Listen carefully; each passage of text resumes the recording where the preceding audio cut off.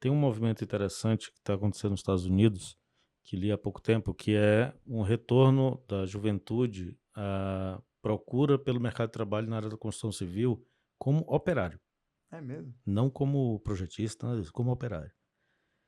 E nesse artigo fala que um dos motivos pelos quais esse movimento aconteceu é porque a distância que está entre as exigências que o mercado de trabalho faz do ponto de vista tecnológico estão tão grandes que esta pessoa não consegue chegar lá. Então, estão à busca de algumas atividades que exigem menos tecnologia. E aí, a nossa área, a área de construção civil, tem, dentro do canteiro de obra, um leque muito grande de oportunidade, pagando bem, porque você sabe que está muito escasso mão de obra, né? Então, paga-se bem. E há muita procura agora. Oferta e demanda, né? Exatamente. Então, assim, é um movimento que está iniciando, mas que já começa a mostrar-se no contexto dos Estados Unidos, isso, uma relevância. E que talvez isso vá ser também absorvido por outros mercados daqui a algum tempo. Ainda não chegou aqui, por exemplo. Mas pode ser que isso seja absorvido em outros lugares também. Porque vai realmente distanciar. Tá? É natural. Né? Tem pessoas que têm background e acesso e querem. E esses vão. Tá? Há sempre essa discussão se a IA vai tomar teu local do trabalho, né? Teu espaço de trabalho. E há profissionais que dizem que quem vai te tomar o trabalho não é a IA, mas aquele outro profissional que usa a Que IA. usa IA.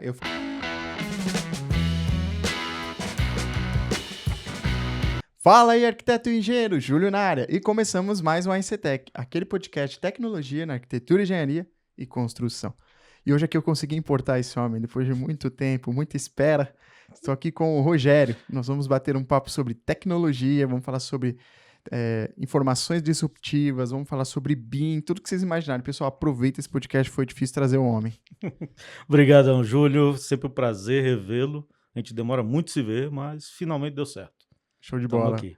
E para quem não conhece depois, eu vou deixar aqui todos os dados do Rogério. Ele também tem um podcast dele, chama Binverso, onde nós vamos bater um papo e também tem só o pessoal faixa preta lá trocando ideia nesse universo de BIM.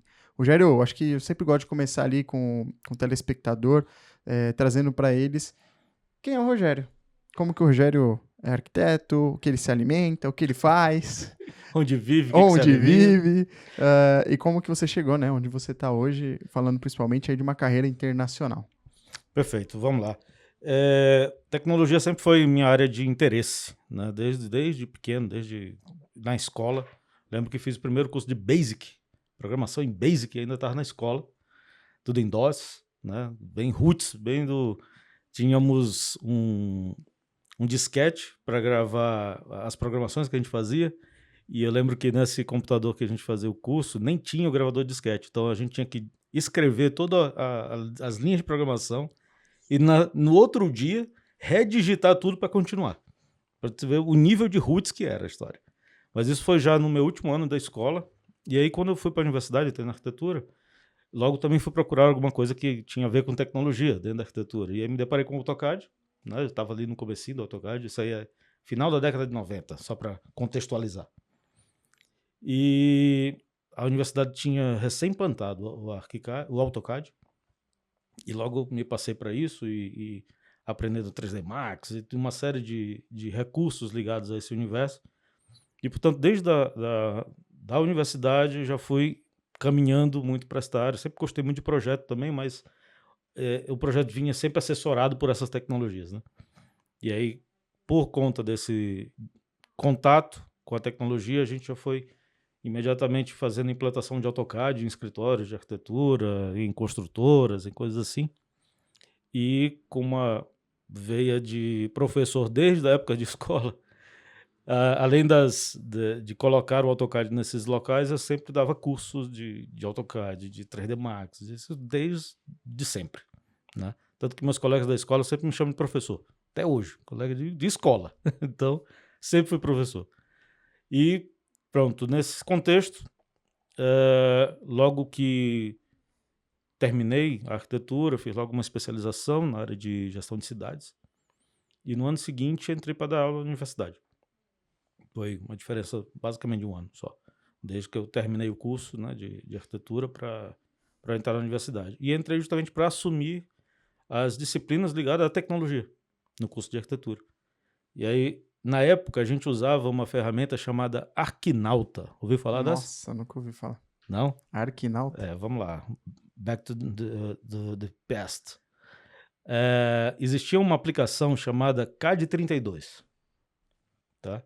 Que você instalava dentro do AutoCAD e ele fazia como um BIM hoje.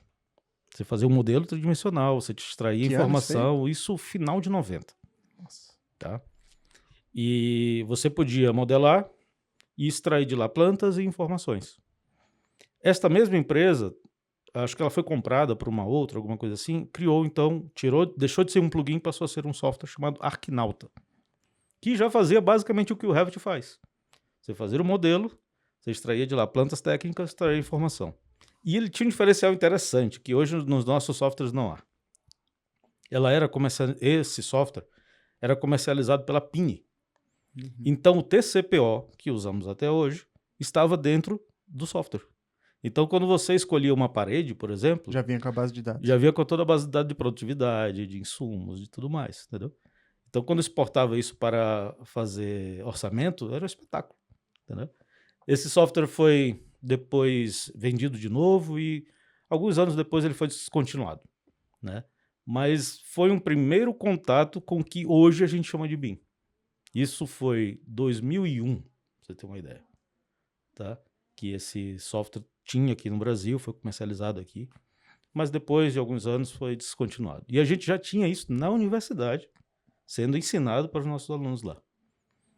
No começo eles foram um pouco contra, porque é engraçado, eles queriam que fosse o AutoCAD, mas a gente estava com esse espírito de fazer o que na época a gente chamava de obra virtual, que o nome BIM ainda não tinha chegado lá.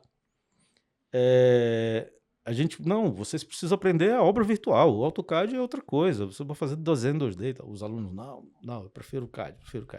Aí a gente colocou os dois. Só que aí passou um tempo, algumas dificuldades desse software fizeram com que a gente abandonasse ele. Dificuldade mesmo porque não havia nem tempo para ele se desenvolver o suficiente. Market share também, né? Usuários, Exato. etc. E aí ele era muito barato, o que também deve ter dificultado muito para os desenvolvedores dar continuidade. Ele era muito barato. Eu lembro que seria hoje alguma coisa em torno de R$800, por exemplo. Nossa. Tá? Era muito barato. Para o aluno, então, era metade desse preço. Tá? E, portanto, eles não conseguiram dar continuidade. E tinha algumas falhas também de programação. Então, por exemplo, acontecia de vez em quando de você salvar um projeto, no outro dia vai acessar o arquivo e não tem nada dentro. Eita. Então você tinha que salvar 2, 3 arquivos separados para poder um deles dar certo e você dar continuidade. Então essas incertezas também acabou por não pegar.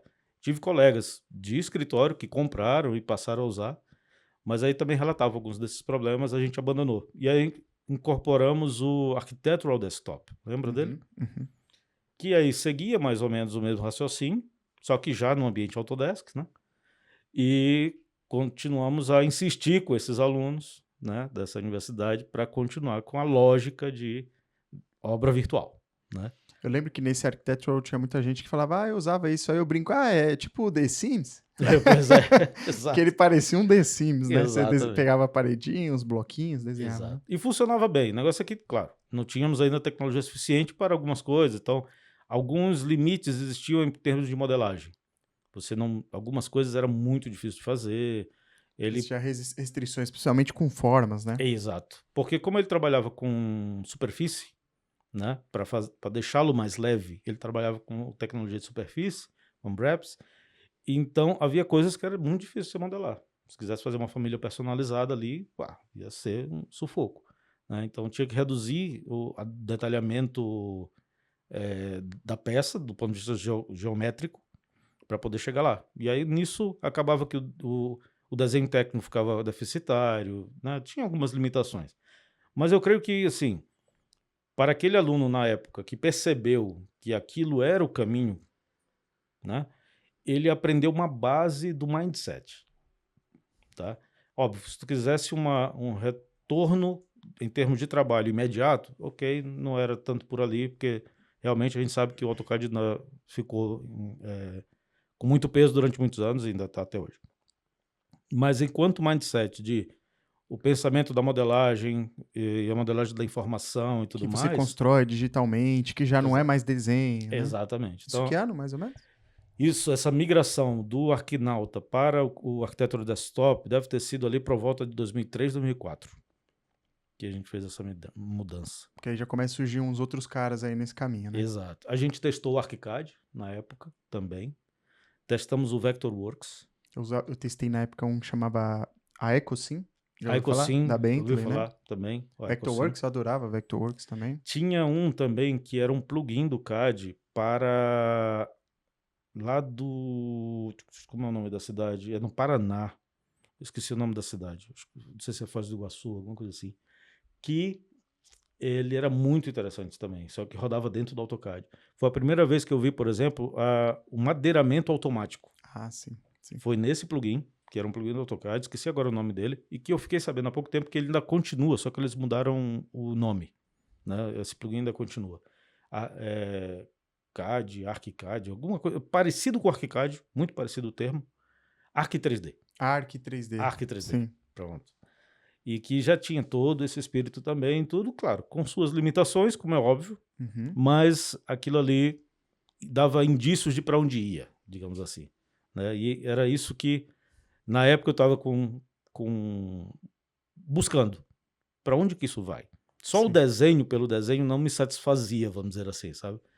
Tudo bem, sempre gostei de desenhar, desenhava até desenho de personagem, essas coisas, eu vi lá teus Action figure. E fazia, quando era pequeno, fazia desenho do Super-Homem e tudo mais. Sempre gostei do desenho, mas em termos técnicos, aquilo não era suficiente para mim. Não assim. era produtivo, né? Não era, demorado demais. É uma coisa que passava horas e horas em cima daquele papel vegetal e tudo mais, tudo muito frágil, tudo sem um encadeamento da informação. Sempre me pareceu que poderia ter algo melhor, sabe? E por isso daí a busca por tecnologia para tentar chegar nesse contexto. SketchUp bombando nessa época, começando a crescer, né? Por O causa do Sketch chegou Google, depois. O Sketch chegou bem depois. O Sketch a gente já 2008, né? estava... eu acho que ele vai entrar à volta disso, 2008, 2009. E que nesse momento que chega o Sketch, a gente já estava começando a migrar para o Revit. Aí já estava adiantado já. Isso tudo que eu estou falando no contexto da universidade, onde eu estava envolvido. E na paralela, eu tinha meu escritório de arquitetura. Então, tudo que eu, digamos, aprendia e testava na universidade, eu aplicava no meu escritório de arquitetura. E sempre lidei com essas duas coisas simultaneamente, porque eu acredito, Júlio, que a atividade profissional e a atividade acadêmica, elas se retroalimentam. Eu falo que é um casamento, sabia? Exato. É um Eles são casamento. grandes parceiros. A carreira, né? A carreira, Exato. ela anda junto com a parte acadêmica, com a parte do saber fazer, né? Exatamente. Que você estuda, né? Faz a hipótese na faculdade, no ambiente acadêmico, seja qual for, né? Desde um curso livre. E aí você precisa aplicar isso, né? Você precisa rentabilizar isso. Aí você traz isso para a empresa, né? Então Claro. é meio que tem que andar junto. Né? Eu acho sim. E você cresce muito quando você está nesses dois ambientes. Você consegue ver os dois lados. E você traz muita realidade para dentro da sala de aula. Na verdade, tem um ponto aí que você trouxe que eu defendo muito. Eu falo que toda empresa tem que ter uma escola dentro. Seja uma pessoa formando ou a empresa tem que ter um ambiente de formação. E aí, trazendo um recorte disso, é porque eu fiz alguns podcasts com outros faixa pretas de construtoras, né? E aí eu percebi que muitos deles mudaram a mentalidade de inovação da empresa, trazendo pesquisadores para a empresa. Pronto. Então eu falei, isso até arrepia quando eu falo, porque é uma mentalidade de que a empresa ela tem que investir em inovação. Inovação não tem como sem falar em pesquisa. Claro. E o ambiente acadêmico ele traz uma coisa muito interessante, que é uma metodologia. Então, quem fizer aí mestrado, principalmente, você aprende um método. Sim. Né? E eu acho que quando você traz isso, principalmente para o ambiente profissional, você não fica mais no amadorismo da tentativa e erro. Sim. Você traz um método, que nem eu falei, você vai para os dados, trouxe resultado, né? Então, acho que faz total sentido isso. O feeling até permanece, e eu acho que ele deve permanecer, porque ele te faz pensar fora da caixa também, em alguns momentos, mas isso não pode vir sem que haja um método ali também, Sim. né? Um vai alimentando o outro também nesse sentido, né? Você, às vezes, olha só o dado, mas não tem o feeling de perceber o que esse dado que realmente quer te dizer. E, às vezes, você pega um cara que entende muito aquele assunto, ele olha, isso aqui está indo para esse caminho. Sim. Né? Então, acho que é um casamento também muito bom. E eu sempre busquei, dentro dessa dita jornada, ligar esses dois ambientes, ligar o acadêmico com o profissional. Por isso que eu nunca fui dedicação exclusiva na universidade, nunca fui assim, para poder manter a minha empresa, né, e desenvolvimento de projeto. E assim fiz durante muitos anos, desenvolvendo projeto tanto de hospitais, edifícios, residencial também, enfim, vários tipos diferentes de projeto. Legal. E aí, a gente chega ali em 2010, você já está usando ali, já começa a ir para o ambiente da Autodesk, ali que você faz a utilização do Revit, veio desse mundo acadêmico, da empresa, e aí você não parou por aí. Não. A gente implantou o Revit lá na universidade em 2008, de 2008 para 2009, quando eu assumi a coordenação do curso de arquitetura, e eu tinha que atualizar o AutoCAD lá do curso, e a Autodesk ofereceu para a gente o Revit. E aí, claro, quando eu olhei o Revit, eu disse, é tudo que a gente estava fazendo até hoje, só que com outra cara, com mais possibilidades e tal, e imediatamente, vamos lá, vamos botar. E a gente incorporou isso na disciplina, na estrutura curricular do curso, 2009. Nossa. Tá? Já nessa época. Uma universidade particular, a maior que tem lá no Maranhão, e que ela tem em outros lugares também, tem em Brasília, tem no Pará, tem em vários lugares, mas muito aberta a questão da A mentalidade, inovação. mentalidade, né? Isso é Eu falo verdade. assim, a inovação tem muito disso, né? Se questionar o tempo todo. Já falou de muitos podcasts aqui sobre isso, mas também se questionar, né? Ali de ter curiosidade, né? Sim. Tá, estou usando a melhor ferramenta hoje? Como é que está sendo isso? E aí eu falo sobre as faculdades instigar isso, né? Sim. Principalmente no ambiente de estudo, porque é o ambiente propício para isso, né? Exato. A gente tem um modo ali, a grade curricular da arquitetura sempre foi a mesma, né? Se tentar provocar qualquer coisa diferente, dá, né, dá uma ressonância ali dentro, né? Mas até um ponto que eu defendo é que tem muitas faculdades aqui em São Paulo que eles seguem um fluxo natural da formação. O cara desenha à mão, passa pelo CAD, depois ele escolhe o software computacional que ele quer, senão ele continua no CAD. Eu vejo que a maioria ainda termina no CAD. Eu concordo que tem uma necessidade, até falamos isso nos outros podcasts com a Regina Rusch, eu falei também com o Nardelli, sobre o papel do ambiente acadêmico de instigar, né? Tem a questão da modernidade, mas afinal ali o cara tem que se formar em arquitetura, né? Sim. Não é em software, não é... E aí eu concordo. Antigamente eu tinha essa... Eu discordava, mas aí eu entendi, porque depois como uma pessoa que contrata, como um empresário, percebi que tinha muita gente vindo com a tecnologia e aí tinha dificuldade do saber da arquitetura. Sim. E aí aquele famoso, o cara pegava a escada no ArchiCAD, dava a varinha mágica, aí o cara subia a escada e batia a cabeça na viga. Pois. Então, sendo que o software, ele... Basicamente eu brinco que ele cospe cortes, né? Sim. Aqui a gente tem um método, quando a gente vai fazer uma modelagem, a gente faz o corte a cada 1 metro, na vertical e na horizontal. Uhum. E eu falo para eles, planta corte, planta corte, planta corte, planta corte. Então, porque também tem uma questão que ainda não existe um método de ensino com um BIM aplicado à arquitetura ou à engenharia de uma forma unificada. Até porque eu falo que na formação do profissional de arquitetura e engenharia, BIM, na minha opinião, é mais building do que information. Isso é polêmico, essa discussão, mas eu sempre falo, por quê? Não adianta nada o cara, beleza, ele coloca bons dados ali, mas não é execuível o projeto do cara. Uhum. Né? Ou o cara vai muito by the book ali com todas as regras, todas as normas, faz tudo certinho, chega na obra, o cara não sabe comer na obra. Aí a cultura come a estratégia no café da manhã. Sim. Vai devorar ali o produto que ele desenvolveu. Então é muito importante pisar na obra, né? Entender, tem que ter uma conexão direto com o projeto, porque você está simulando em um ambiente digital, né? O que é o BIM, né? Que a gente fala.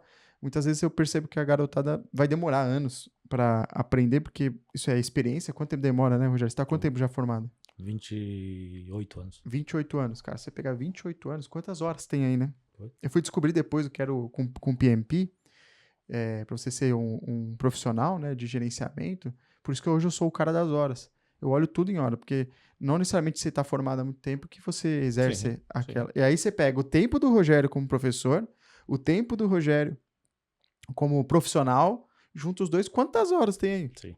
Né? Então, sempre a gente quer. Eu brinco para quem tem interação direta com serviços humanizados, como uma tatuagem, o cara que corta cabelo, médico, ninguém quer cortar o cabelo com o cara que é a primeira vez. Ninguém quer fazer uma tatuagem com o cara que é a primeira vez. Ninguém quer ser atendido pelo médico que é a primeira vez. Sim.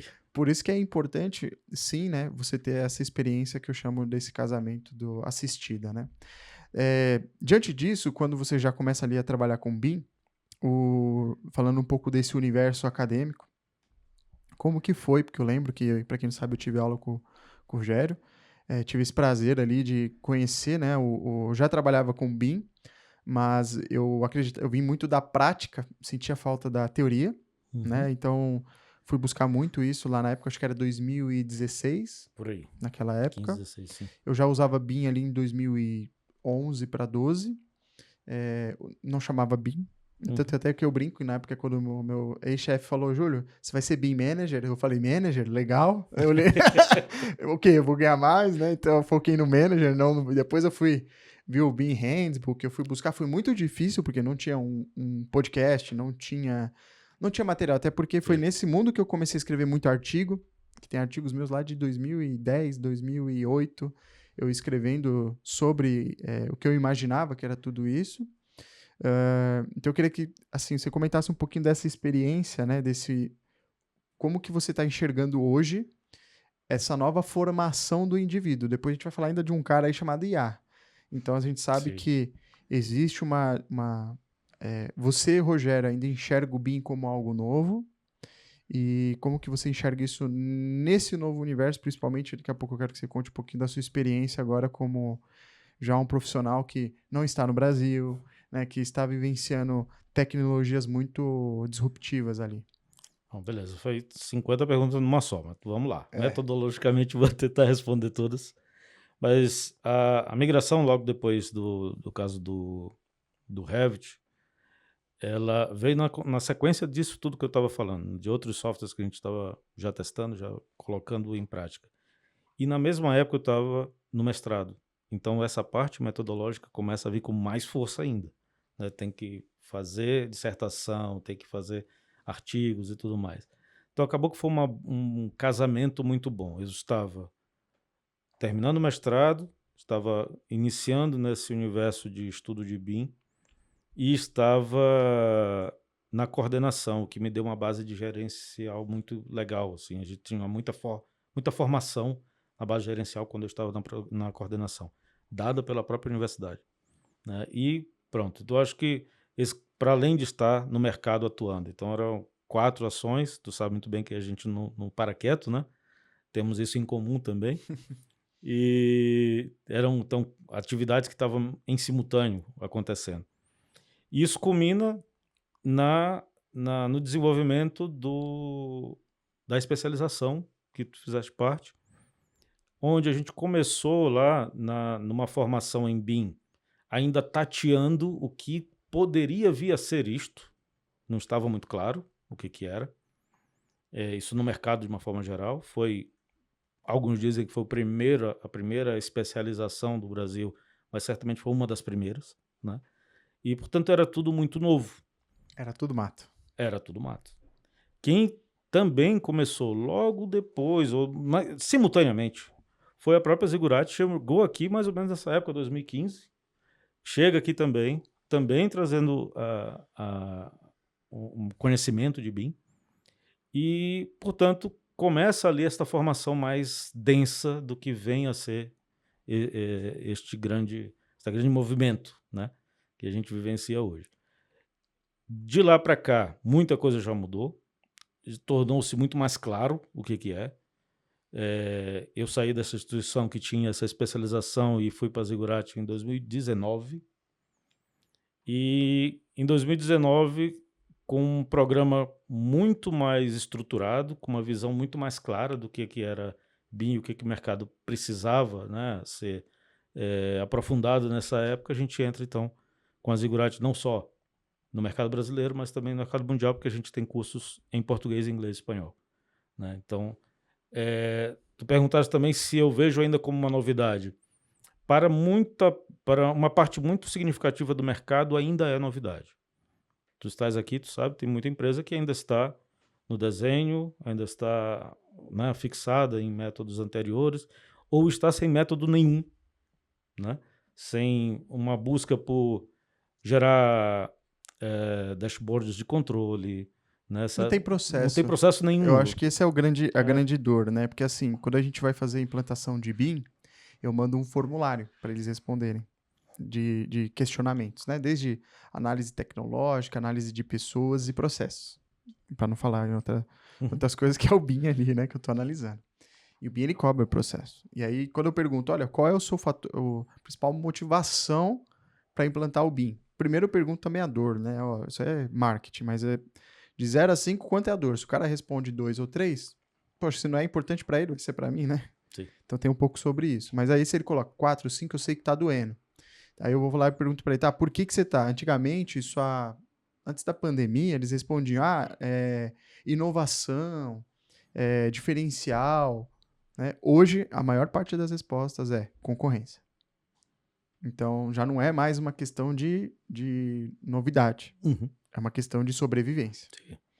E muitos chegam pra mim e falam, ô Júlio, tá surfando na onda aí do BIM e tal? Eu falei, cara, eu tô aqui igual o Medina esperando a onda até agora, ainda não surfei essa onda, tá longe de ser uma onda que eu esperava ainda, esperava muito poder público, vi muitos incentivos, acho que vai acontecer ainda, não veio aquele tsunami de oportunidades, as oportunidades a gente muitas vezes é indicação, ou a gente acaba tateando ali e prospectando, mas ainda não é da forma que eu imaginei que seria.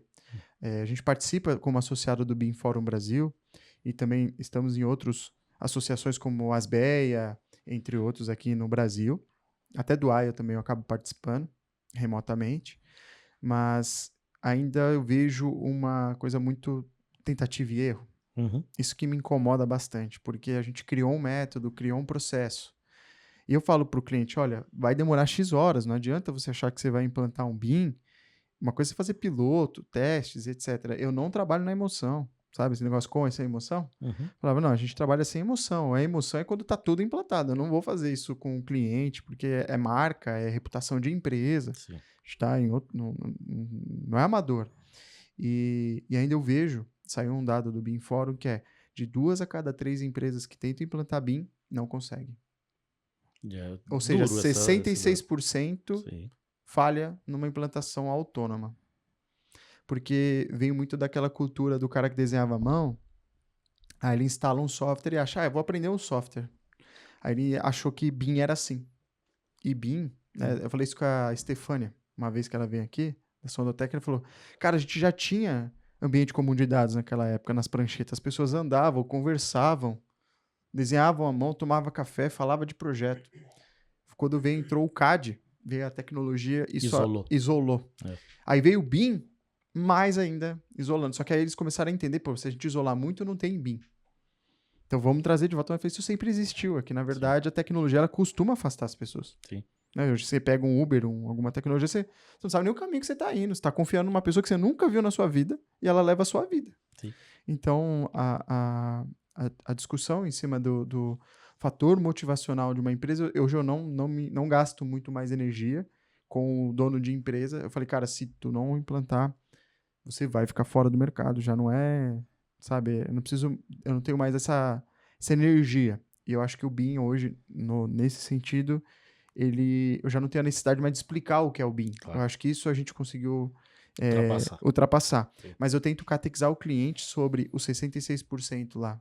Porque eu falo para ele a importância de uma consultoria, de uma empresa de fato profissional ou profissionais que estejam ali. Porque eu falo, cara, se a gente demora ali 750, 1.000 horas, 1.500 horas para implantar, imagina aquele cara com um projetista tendo que implantar BIM, vai demorar uns 3 anos. Sim. Né? E então a gente já deixa esse alinhamento claro. Mas assim, é um fator aqui no Brasil que eu acho que a maior dificuldade, quando eu mando lá as perguntas, eu falo assim para a pessoa, você computa as horas de trabalho? Não.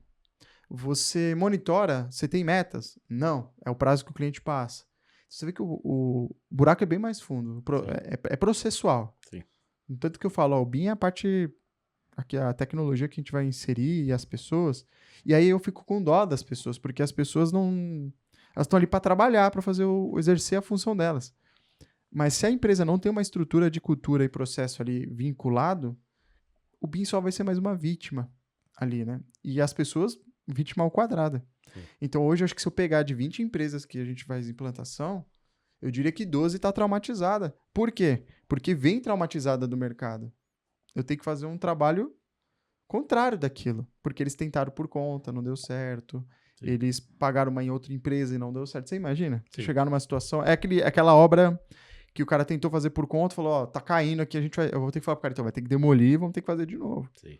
Então, assim, eu pego muitos clientes que estão ali, tentaram e não deu certo. Não sei se isso já aconteceu contigo, Não. mas aqui acontece muito, e aí a gente tem que mudar toda...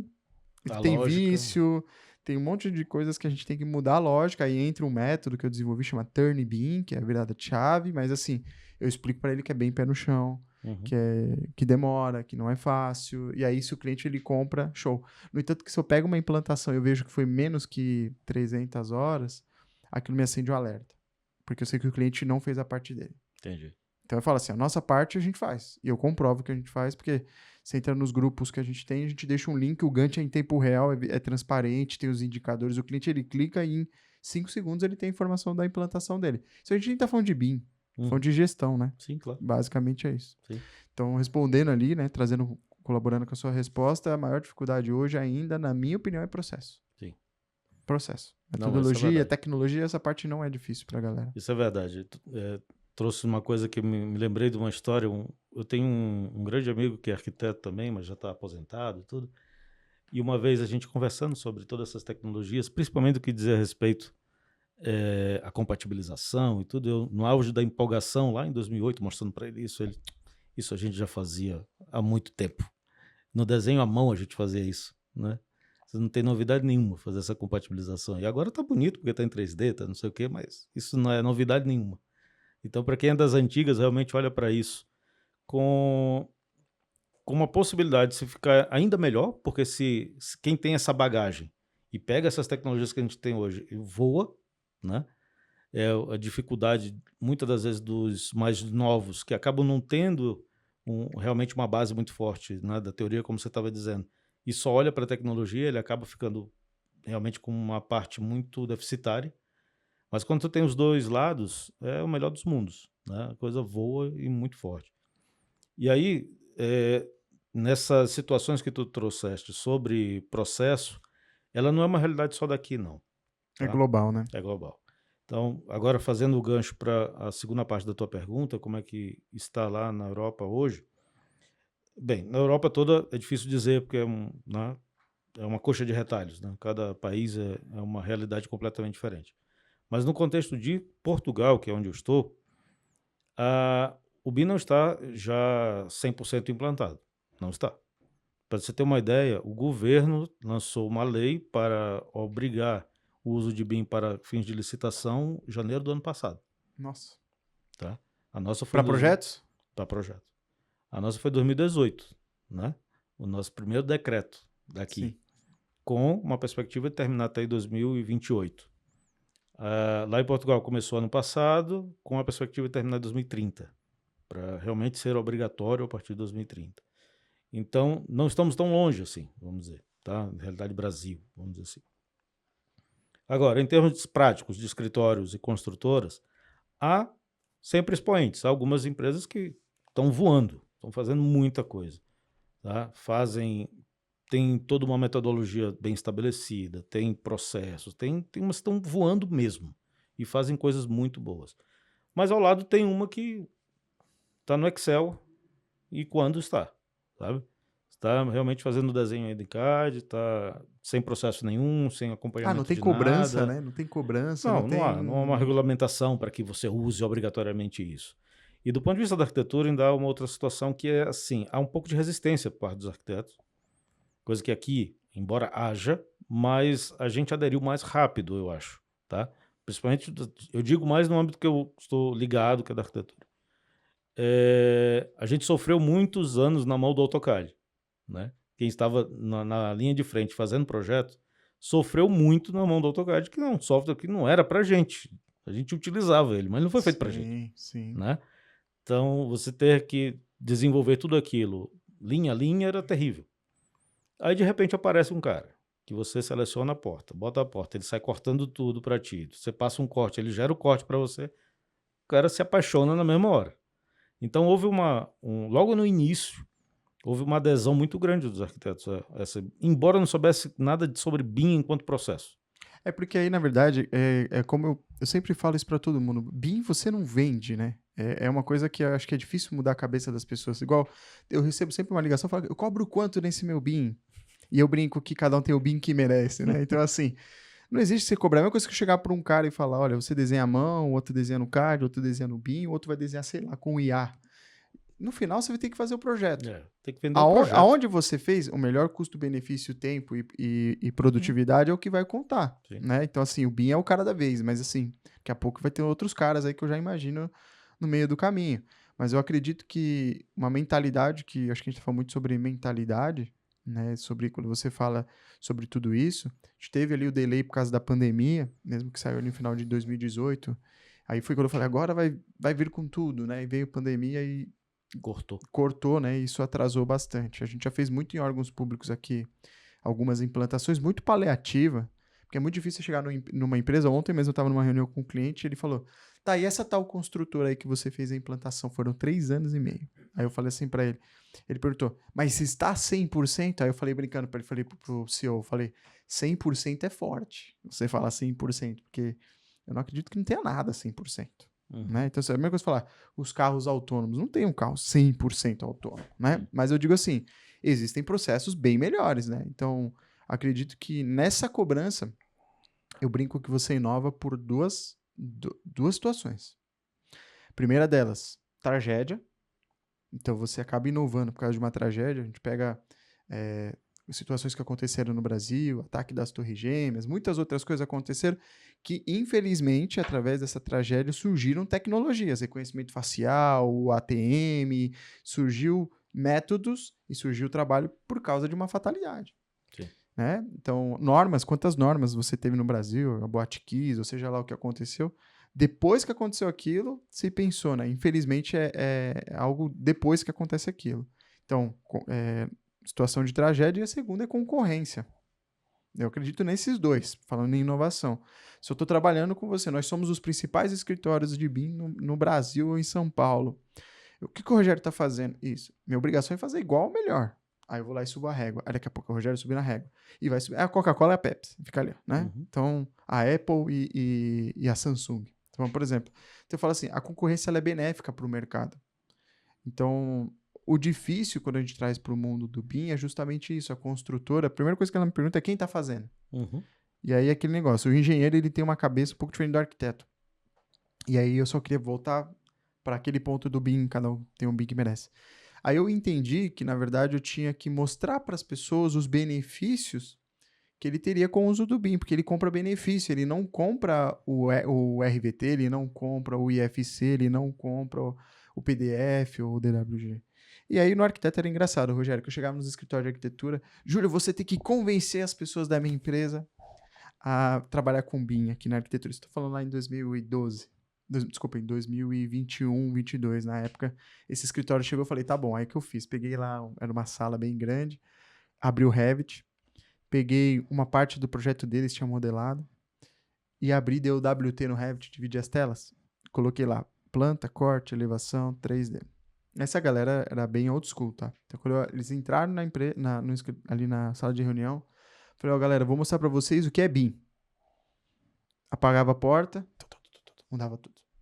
Inseria uma porta, uma janela, atualizava tudo. Aí eles, viu, é isso que a gente precisava, aqui não sei o que lá, não sei o que lá. Aí na visão do arquiteto, era a produtividade, que era o trabalho ordinário, né? Que ele gastava desenhando. Sim. Então eu entendi a dor do arquiteto. A dor do arquiteto, então, o que é?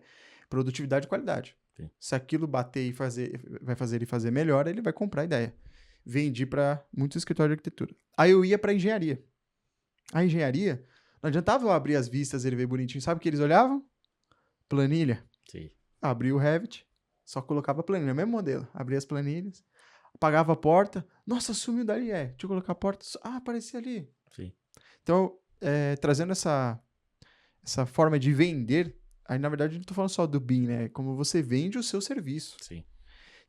Ninguém compra um prédio para falar, ó, eu fiz em BIM esse prédio. Sim, claro. Você está fazendo o projeto. Você fala, ó, eu fiz no BIM, que fez eu economizar tempo, que a gente fez bom uso do seu dinheiro, que a gente entregou com essa qualidade, foi mais sustentável Sim. e etc. Então, então eu quero em BIM. Porque eu lembro uma vez, Rogério, só para cortar, mas assim, eu fazia muito projeto de residencial de alto padrão. E aí tinha um cliente que ele veio até aqui, um cliente de Alphaville, ele chegou e falou assim, você é o tal, o Júlio do BIM? Por quê? Eu falei, não, sou, isso aí faz uns anos, né? Sou. Aí ele, não, é que falaram que o seu projeto segue o orçamento. Entendeu? Então, ele viu o benefício do BIM Sim. do quantitativo. Sim. Eu falei, sim, nossos projetos, o que tá no projeto sai no orçamento mesmo. Então, eu quero contratar você por causa disso. Então, na cabeça dele, o BIM era um projeto que não sai do orçamento. Olha que interessante, né? E eu consegui vender mais por causa disso para ele. Eu não cobrava igual os outros arquitetos, cobrava mais caro, porque ele viu o benefício que aquilo agregava para ele. Porque ele falava, não, eu construo muito e os outros projetos eles fazem lá chega no PDF, no 2D, e eu tenho uma equipe danada para levantar aquilo e não funciona, mas eu quero com esse negócio, esse tal do BIM aí que sai a planilha. Então, você vê como é interessante quando a gente fala sobre o benefício. Você vende benefício, né? Você não compra a tecnologia. Isso se estende para tudo, né? A gente não vende o produto, a gente vende a solução que ele faz. Uma furadeira, você não compra a furadeira, você compra o furo, né? Exato. Isso se aplica em tudo. Complementando a tua fala sobre a tragédia e também a competitividade, eu diria que a gente faz esse processo de mudança por 2 níveis, o da dor ou por amor. Ou você gosta muito daquilo e se dedica absurdamente, como é o teu caso, por exemplo. Claro que tu tem uma visão empresarial, mas surgiu por uma vontade também de fazer, de gostar daquilo e tudo, de gostar, né? Tá? Mesma coisa no meu caso. E tem os que vão pela dor, né? Tem a tragédia, tem a competitividade que deixa ele para trás, e todo esse aspecto que você levantou movimenta um cara. É o gatilho, né? É o gatilho, para ele sair de onde ele está. E lá no contexto de Portugal, que eu estava a dizer, os cursos de arquitetura, a maioria deles, veio da Escola de Belas Artes. Então, o contato com o desenho é muito forte. A ideia do arquiteto que desenha, que está, sabe, é o artista e tudo, é muito forte. Então, isso afasta um pouco das tecnologias, principalmente ligadas a desenho, ligadas ao modelo. Afasta um pouco. Não, claro, isso não é 100% do mercado, mas existe muito isso. As novas gerações já estão com uma visão um pouco diferente. Mas quem era, por exemplo, da minha geração, estava muito ligado realmente ao desenho. E isso dificultou um pouco a adesão quando chega esses softwares de modelagem. Porque cria barreiras, né? Cria a pessoa fica melindrosa ali, ela cria objeção, né? Quantas vezes eu ouvia e falava assim, mas o ArchiCAD não fica o desenho igual no AutoCAD, o Revit. Eu falava, cara, olha, você não pode copar a máquina, você tem que copar o piloto.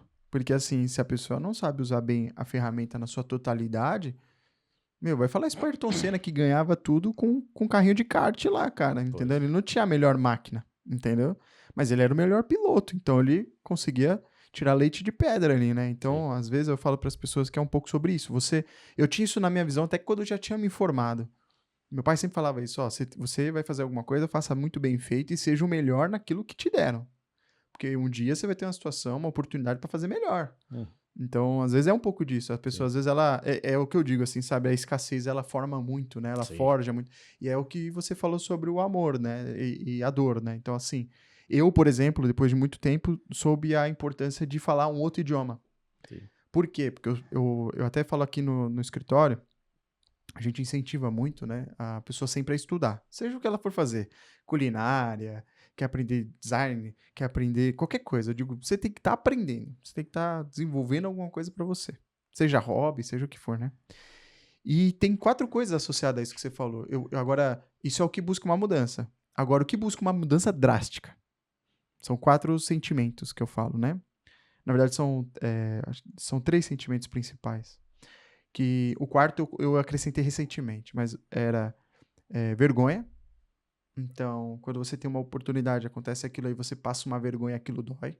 Se aquilo é importante para você, você vai se movimentar porque você não quer passar vergonha de novo dentro daquilo. E 3 são até negativos. Segundo, dor. Então aí entra um pouco o que você falou, né? A dor, a pessoa que perde, geralmente ela dá valor, no pain, no gain, né? Então entra muito nesse caminho. E a terceira, medo. Então a pessoa fica criando aqueles... Caramba, se eu não fizer isso, eu vou falir. Se eu não fizer isso, sabe? O medo também acaba... Ou deixa a pessoa, né? Parada, congela, Sim. ou, né? Ativa o sistema límbico e ela precisa sobreviver, cara. Senão, ferrou. E o quarto que eu acrescentaria que é o ódio. Às vezes, sabe, na base do ódio, Você né? vai só de raiva. Só de raiva. Não, você duvidou de mim. Não, eu vou mostrar. Então, assim, quando você traz essas emoções... Porque aí eu tô falando de mudança abrupta. Sim. Fez virar chave, né? Que eu falei. Os clientes que sofreram comigo, eles que sofreram e vieram me procurar, qual o sentimento que eles estavam ali? De dor? Medo? Eu lembro que tinha escritório de 50 arquitetos, cara. Eu falava assim, nossa, dá pra fazer todo mundo junto, mas, deixa eu fazer de pouquinho em pouquinho, porque eles já estão traumatizados. Senão vai demorar mais, mas pelo menos vai dar certo. Sim. Esse é um dos grandes cases até nosso, que esse escritório ele faz tudo em BIM. Mas demorou 4 anos. Isso é legal que você está colocando, porque amanhã a gente vai ter um evento da Ziggurat aqui, em São Paulo, chamado Local Hub. E a palestra que eu vou dar é BIM sem estresse. O termo é isso. Por que eu estou dizendo isso? Porque dentro dessa jornada que estávamos comentando, houve um momento em que a empresa que eu tinha aqui, que era a Domus, aqui no Brasil, fazíamos tanto projeto quanto consultoria de implementação. Junto com o Ziggurat, a gente juntou as ideias e criamos uma empresa de consultoria na área de BIM de IA, que chama-se a Ecotec. Então, ela é uma espécie de spin-off da Ziggurat, juntando com a experiência já adquirida aqui com a Domus. E a gente vem fazendo consultorias de implementação, tanto de BIM quanto de IA, aqui no Brasil e também lá na Espanha, né? Porque a sede da Ecotec é na Espanha. E essas incorporações, essas implementações, seguem muito esse espírito de diminuir muito o estresse.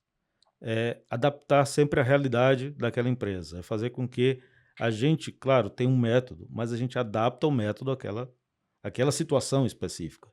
Não é uma coisa tão engessada a ponto de gerar um estresse a partir da própria tentativa Concordo. de implementação. Até porque você tem que trocar o pneu com o carro andando, né? Exatamente. Então, as empresas não querem parar tudo para, agora eu vou estudar BIM. Não, o cara tem que continuar trabalhando, ele tem que continuar entregando os projetos, continuar entregando as obras. Tem clientes nossos que estão com 35 obras em andamento simultaneamente. Então, imagina uma coisa dessa, eu vou dizer, não, para, eu vou agora falar de BIM. Não dá. Não é você que paga as contas dele, né? Não dá para ser assim. Então, a gente tem que, à medida que tudo isso está funcionando, ir imputando Eu concordo. paulatinamente, em doses homeopáticas, em alguns momentos mais firme, porque em alguns momentos você tem que dar uma empurrada, mas depois tentando adaptar à realidade. Teve casos, por exemplo, da gente ter que parar 2, 3 meses porque a empresa tinha que fazer uma entrega específica. Tudo bem, vamos aguardar. Não precisa esse desespero que tem que ter todo dia, todo mês. Vamos aguardar. Terminou esse prazo, voltar? Vamos. Então, segue a coisa. Então, a gente vai sempre adaptando, tentando reduzir ao máximo os ruídos existentes não só dentro da empresa, mas também ela com os fornecedores, que há também muito ruído por causa disso. É que quando a gente fala do workflow, né, do fluxo que tem de todos os envolvidos, stakeholders, né, assim, é um negócio complexo, né? Sim. Não é uma engrenagem que você troca, dependendo se trocar errado, você, atrapalha tudo. Eu falo sobre isso também, sobre adaptar a tecnologia à pessoa e não a pessoa à tecnologia. Exato. Porque você não consegue mudar a cultura da outra empresa. Então isso é não dá. Você pode vir com a melhor estratégia, o negócio vai vir te esmagando ali e não vai dar certo, né? Então, e eu até brinco, não é errando que se aprende, a gente tem que olhar porque a gente acertou. O errando é o que a gente não tem que fazer. Né? Então, eu acho que como consultor eu também olho dessa forma. E um ponto, só complementando também o que você disse aí, que eu acho bem importante quando a gente fala sobre, não só sobre, que BIM é a bola da vez, né? Vamos falar assim, IA também, né? É a bola da vez. Mas, na verdade, a empresa, se ela não muda a forma como ela aceita aquilo, por exemplo, se não é top-down, é uma coisa que eu olho muito, sabe? Se for de baixo para cima e não de cima para baixo, eu sei que aquilo ali não vai se sustentar muito. E eu sempre falo que o BIM, ele tem que ser uma cultura geral, assim, ó. Todos têm que entender o que é aquilo. Igual você falou, sem estresse. Tem que ser uma coisa, eles têm que entender que é o dia a dia deles, que é a nova forma de trabalhar. Assim, e tem que se adaptar para isso. E aí eu entendo porque existe a figura lá do BIM Manager, do núcleo BIM, cada um chama da forma que achar melhor. Tem que ter responsáveis, né? Sim. Mas eu digo assim, mais do que ter responsáveis, eu trabalhei em empresas que eu falava, por que essa empresa deu certo BIM e por que aquela não deu certo BIM, sabe, Rogério? E aí eu cheguei à seguinte conclusão, porque eu tive a oportunidade de trabalhar numa empresa de arquitetura que o dono mexia com BIM. Isso faz toda a diferença. Claro. Porque quando é só uma obrigatoriedade dos colaboradores, ó, vocês têm que seguir isso, eles não sabem se estão fazendo certo. Não tem liderança, não tem treinamento, não tem acompanhamento, não tem cobrança. Sim. Pra onde que a gente vai com isso daí? E quantos anos e quanta energia é desperdiçada porque não sabe fazer daquele jeito? Não tem um método, né? Então, assim, é bem complexo quando a gente fala sobre... Aí estressa. Sim. Mas aí não estressa por causa do BIM. É porque o BIM te cobra isso. Sim. Na verdade? Então, assim, na verdade, ele mostra as falhas. O sistema tá errado, né? Então... Aí você fala, nossa, e agora? Como é que eu falo? E aí é onde eu, igual você tá falando, eu chego pro cara e falo, não, vamos fazer o seguinte, onde dói mais aí? Vamos focar aqui, então. Sim. E eu sou, assim, super zen, porque eu falo para as empresas, falo, gente, nada ganha de quem é comprometido. Uhum. Ah, eu vou fazer 10 minutinhos por dia, meia horinha por semana. O que eu sei dizer, eu chego para eles e falo, ó, quanto tempo você vai se dedicar ao projeto por semana? Em horas. Aí eles falam para mim, 3 horas, 2 horas. Eu falei, tá bom. Aí tem uma calculadora, né? Aí eu jogo lá, 2 horas vai demorar 2 anos. Nossa, como assim? Porque eu tenho uma média, X empresas, eu calculo tudo, tô te dando uma média baseada no mercado. A não ser que vocês sejam gênios, né? Então eu tô pegando uma média. Então eu sou muito dos números por causa disso. Quando a gente fala, não, qual que é a sua recomendação? Opa, vou te trazer um cenário ABC. Para mim não muda nada. Você quer mudar a sua empresa em um mês? Você vai conseguir fazer 700 horas em um mês? Não vai. Então, vamos dividir em caixinhas, mas entender que esse projeto a gente tem que, semanalmente, a gente ficar cobrando o cliente, igual um personal trainer. Sim. Né? Então, você fez sua parte, você não fez, etc. E o quanto avançou. Mas no final a gente tá falando de gente, né? Claro. E aí, quando eu digo para as empresas que é essa mudança que a gente está falando sobre adaptar a tecnologia para a cultura delas, etc. E aí eu falo sobre a importância das pequenas vitórias, entendeu? E de comemorar essas vitórias, porque eu acho que às vezes as empresas elas se cobram demais, entende? Eu chego que eu tava pro escritório e falo, mas essa consultora faz 100%. Eu falei, cara, me fala uma que faz 100%. Entende? Não existe isso. O que existe é o seguinte, essa empresa, ela gastava 100% do tempo dela levantando, cara, medidas à mão. Agora, o que eu ensinei para ela é que ela vai levantar 60% já disso automático. Tá, e os outros 40%? Porque a primeira coisa que às vezes o empresário, às vezes ele... então a gente não precisa mais disso? Então é isso? Não, calma, você tem que entender que não é isso. As profissões vão mudar. Então eu acho que a gente vai passar por uma mudança de estrutural de profissão. O cara que fazia o quantitativo, a polilinha ali na mão, extraía, tirava o vão, de repente esse cara vai ser mais analista. De repente esse cara vai ter que dar mais input pro cara do projeto. Sim. Então a gente fala muito sobre a mudança dos cargos. Eu acho que ainda vai demorar bons anos pra gente ver essa mudança de pessoas em relação ao uso da tecnologia e dos processos. E eu te digo até mais, ele não está 100%, uma empresa fictícia não está 100%, pode ser até que ele não tenha necessidade de estar 100%. Sim. E que ele não vai chegar a 100%, pelo menos não agora. Porque o momento onde ele está não permite e talvez não seja viável que ele esteja a 100%. Então vale mais a pena ele estar ali a 60% do que ele tentar forçar a barra para chegar a 100% e esses 40% vai prejudicar ele. Então, dimensionar essas coisas diante do momento que aquela empresa está vivenciando é fundamental. Não precisa estar 100%. E aí onde entra um pouco, às vezes, a frustração. Porque eles falam, não, mas eu comprei um programa, as pessoas fizeram isso e eu não estou usando 100%. Eu falei, cara, nada é 100%. Você compra um carro, nem esse carro é seu 100%. Você tem que pagar IPVA, você tem que pagar um monte de coisa, ele não é seu. Você tem que parar de pensar, né? Ter essa mentalidade de achar que tem domínio 100% sobre aquilo. Mas eu acho que é mudar a cabeça do empresário e Sim, também sim, do profissional, de que eu tô tirando, na verdade, o trabalho ordinário. E eu brinco para ele fazer o extraordinário. claro. Porque senão ele fica. Eu lembro na faculdade, cara, pra mim era inconcebível ter que ficar desenhando linha, jogar num layer, pensar num CTB, uma coisa que magicamente pega uma cor e faz virar uma plotagem com uma espessura. Eu falava, cara, eu não fiz 5 anos de faculdade. Era sério, senão eu ia desistir de arquitetura. Eu falei, cara, eu não vou fazer isso. Aí eu vi o SketchUp, falei, nossa, 3D, que legal. Aí eu fui pro Revit, depois pro ArchiCAD, então assim. Mas pra mim aquilo não era, como você falou, não tinha estímulo eu trabalhar daquela forma. Sim. O, nesse sentido, estava dizendo do profissional que compra um software e aquilo não atende 100% ele, ou que ele não domina 100%, também está envolvido o fato de que muitos compram software que nem sabem que se precisa daquele Não software. sabe nem o que tá comprando, Não né? sabe nem o que está comprando. Eu brinco dizendo que é o cara que vai na farmácia, compra um remédio, não sabe nem qual é a doença dele. Ou seja, qual é o remédio que mais vende aí? Ah, tem esse taxa preta aqui. Pô, vou levar umas 10 caixas desse aí. Mas você tá doente de quê? Não faço a menor ideia, mas eu vou levar, já que tá vendendo, é bom, né? Tem muita gente que compra, é bom. Então, se esse software tem muita gente usando, vai ver que ele é bom. Pode ser que não seja adaptado para ti. E aí, onde a gente entra na geração atual, aí eu me incluo, você, todos, que é a geração do imediatismo, que a pessoa lá chega para mim, quando eu vou fazer o check-up BIM, perguntar se ele já tem uma preferência do que ele quer fazer, aí eles falam, eu vou por causa desse software. Aí eu pergunto, por quê? Ah, porque os colegas estão usando. É isso. Sim, Aí eu falo assim, cara, mas espera aí, como assim? Você vai copiar a cultura de outra empresa? É igual o cara que compra template. sim. Ele fala, não, comprei um templatezinho aqui, com os bloquinhos aqui. Tá, você vai trabalhar então igual o cara trabalha. Né? Pois, Então, acho que assim, exato. já falando de uma mudança de cabeça, né? De como as pessoas realmente pensam, e isso é muito perigoso. Porque ele vai adaptar uma empresa que às vezes nem tem a identidade dele. Aí foi o que você falou, talvez nem precise, ele tá fazendo uma coisa que não precisava. Sim, E isso tem um impacto nas pessoas que eles têm. Ele tem impacto no cliente dele. Então, acho que é uma coisa que a gente fala sobre mudança, na verdade, a gente está falando sobre as camadas de complexidade que se envolvem, igual a IA, que eu vou querer bater esse papo contigo.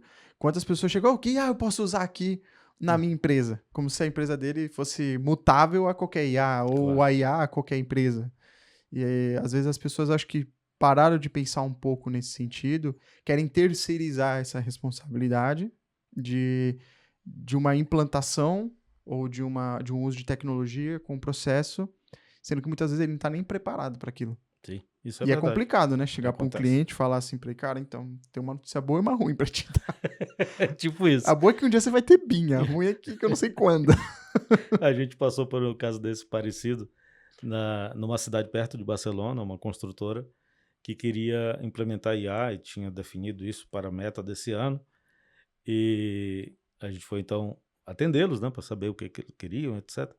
E aí uma das perguntas que até o Paulo fez mas então o BIM já está bem adiantado, a maturidade BIM de vocês está alta? Não, não fazemos em BIM.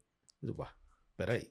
Então vamos dar alguns passos para trás e depois a gente começa a falar de IA. Vamos primeiro falar do começo da conversa, né? Então, É. isso acontece em todo lugar. Então, não é uma exclusividade nossa do Brasil, não. Então, Não. você tem isso em vários lugares. Até a gente tava falando disso, até em outro podcast, fala muito sobre isso, acho que a gente tá falando tudo no final do ser humano, né? Então, sobre a capacidade que o ser humano ele tem que se entender a sua empresa, entender os seus líderes. É bem complexo Sim, as camadas, né? E eu gosto de dividir em camadas isso. Eu chamo de ondas, sabe? Primeira onda, segunda, terceira, quarta onda. O cara que é IA, na minha opinião, tá lá na quinta, quarta onda. Não tem processo, ele não faz nem projeto em CAD direito, que tem que fazer em CAD, depois em BIM, CAD BIM, aí, sabe? E eu sou bem tranquilo com isso, sabe? Que às vezes a empresa, ela olha a grama do vizinho mais verde, ela acha que é mais verde, então ela fala, não, agora a tal da concorrência. Eu tenho que fazer igual esse cara. Eu falei assim, mas você tá disposto a pagar o preço que esse cara pagou? Eu lembro até hoje lá um baita case acho que era da Camargo Corrêa, que eles apresentavam, não sei se você já viu esse case, né? De muito tempo atrás, sim, da CCD. sim. E aí era assim, quantos softwares, né? Uhum, E aí aquele negócio que alguém vendeu que o BIM era um botão. Você sim. apertava e não entendia quantidade de cadeias ali de predecessoras e sucessoras para poder chegar naquela planilha. né? Então, assim, às vezes a pessoa não entende isso. E aí, quanto tempo? E aí, a parte mais difícil ainda de ter todos esses softwares e entender essa complexidade, não só o custo, mas entender a quantidade de pessoas envolvidas, né? Então, uma das coisas que quando eu vi a IA a primeira vez foi isso, né? Para mim a IA foi acho que eu já nasci um pouquinho já da parte com a internet, mas eu sempre falo para mim a descoberta que a forma que a IA veio na minha vida agora, como empresário, assim, não podia ser melhor. Porque ela veio de uma forma que eu estava esperando algo há anos que eu não conseguia produzir, desenvolver, por causa da limitação da tecnologia. Sim.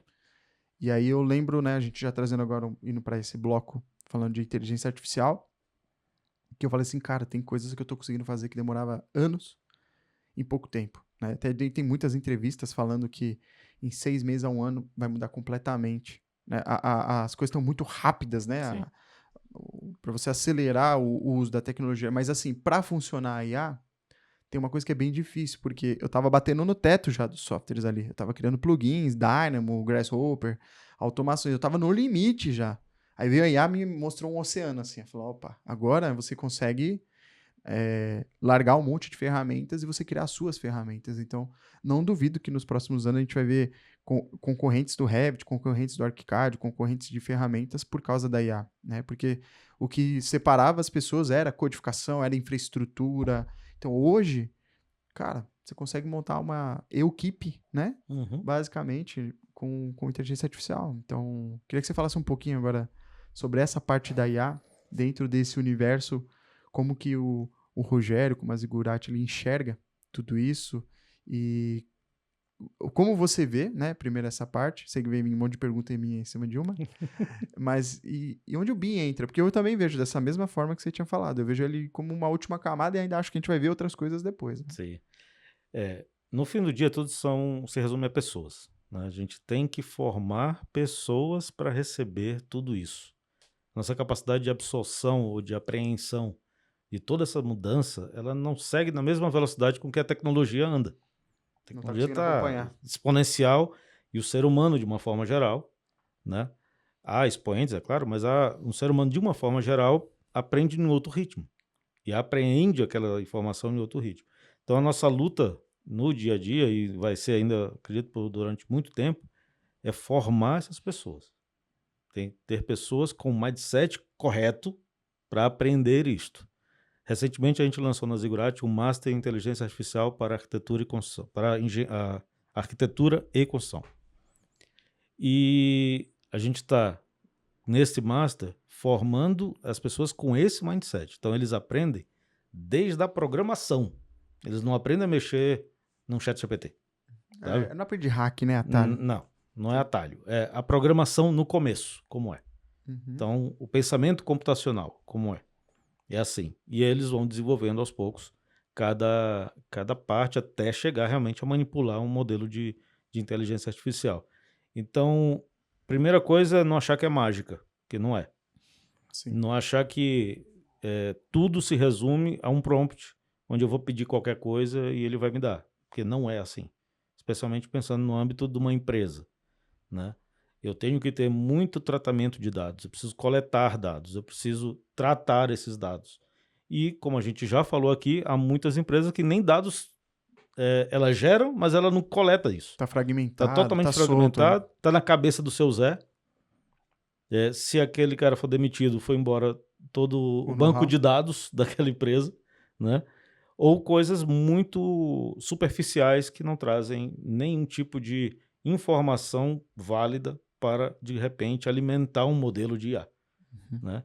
Então, de novo, no final do dia são pessoas. Ter pessoas que tenham formação para chegar dentro das suas empresas e poder estruturar isso. Poder saber, olha, a gente gera dados, porque todo mundo gera, uma empresa ainda mais. Agora a gente tem que saber coletar isso, organizar de uma forma estruturada, para que aí sim a gente possa tratar, ter bem definido quais são os nossos objetivos, para aí colocar IA para trabalhar para a gente, né? Não vai ser um passo de mágica.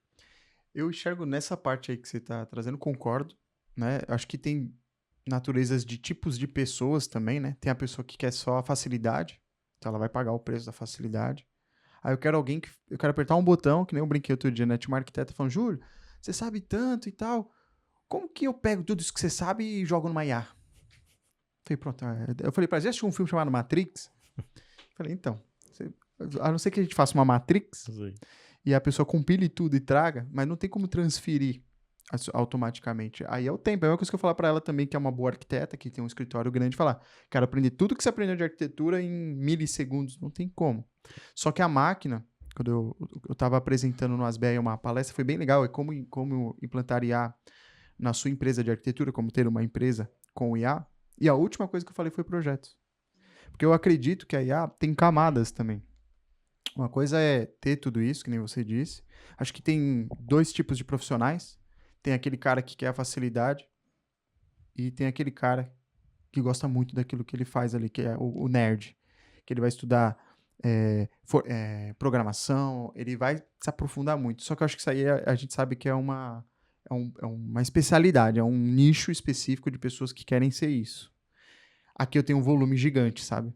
Que a maioria que é o dono da empresa, é o cara do administrativo, é o cara do RH, etc. Aí eu fui para esse lado aqui, ó, nessa palestra, né, explicando para eles. Aí eu falei assim, ó, eu vou mostrar o workflow que eu uso para vocês. Vocês querem saber o que eu aperto de botões, então eu vou mostrar quais são os botões que eu aperto. Eu tenho desde Cloud, Tactic, utilizo... Só que eu falei para ela, sabe qual é o grande ouro que eu tenho aqui, que dificilmente não vai ter nenhuma IA ali vendendo? Uma coisa chamada REG. Falei, então tudo isso daqui eu tenho compilado em processos que eu estou treinando IAs. Estou formando Júlios. Agora, quantos de vocês aqui, perguntei na palestra, computam tudo o que vocês fazem para treinar uma IA? Então vocês vão estar usando a IA, só que vocês vão estar usando o mínimo que ela te dá. Eu quero usar o máximo que ela pode me dar. Então eu falei, então eu explico, colaborando com o que você está trazendo, eu digo assim, tem camadas que a IA ela vai trazer. Uma empresa que tem processo muito bem organizado, nossa, Sim, com IA vai... Não. Antigamente eu falava isso pro pessoal do marketing, eu falava, precisava disso, aí tinha que passar pelo Felipe, tinha que passar pela Vitória, tinha que passar por... Mas eu só queria testar. Olha a quantidade, né? Então, assim, eles fazem muito melhor que eu isso. Só que eu já sabia o que eu queria, porque eu tinha a criatividade, eu tinha a necessidade, eu tinha o produto. Eu não tinha a habilidade. Então, acho que isso a IA, né? Quando eu peguei lá o Claudinho, né? O Claudio, que a gente chama de Claudinho. Eu pegava o Claudinho e falava, Claudinho, tá aqui meu brand book, eu preciso disso, o que eu tô criando é isso, rabisquei realmente no Paint, joguei pra ele e falei, cara, me ajuda nisso? Acho que não deu 1 hora, eu já tinha o produto. Pré-produto. Sim. Tinha a ideia do produto e tal, etc. Que a gente vai lançar o nosso plugin aberto, chamado BIMTech, até já fazendo um anúncio aqui, que é uma biblioteca BIM que a gente desenvolveu dentro do Revit, que ele vai funcionar depois com o ArchiCAD, com o SketchUp, qualquer ferramenta. Legal. E gratuito. Então, focado em comunidade. Então, assim, a gente criou o BIMTech e aí isso surgiu. E eu, de novo, será que isso funciona? Então, eu teria uma curva de 8 meses para fazer. E aí eu fiz em 1 dia. Mas por quê? Porque o Júlio, quantos anos eu já passei? Sim. Eu já tinha todo o processo estabelecido, eu já tinha as dores, eu já tinha até desenhado o que eu queria. Eu só não tinha uma forma de fazer isso tão rápido. Então, eu vejo a IA dessa forma, sabe? Sim. Eu vejo a IA... Você já achou aquele filme Sem Limites? O cara toma uma pílula e o cérebro dele vai para 100%. É assim Sim. que eu vejo a IA. Sim. Então, quando o cara ele tinha bloqueios, limites. O cara que sabe fazer bons prompts, né? Boas chamadas e etc. Tem boas ideias.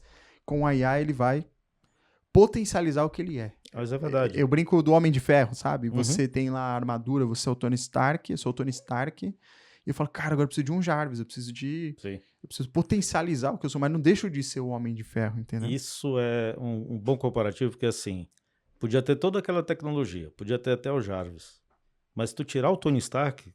Não tem Homem de Ferro. Não vai pra frente, não vai.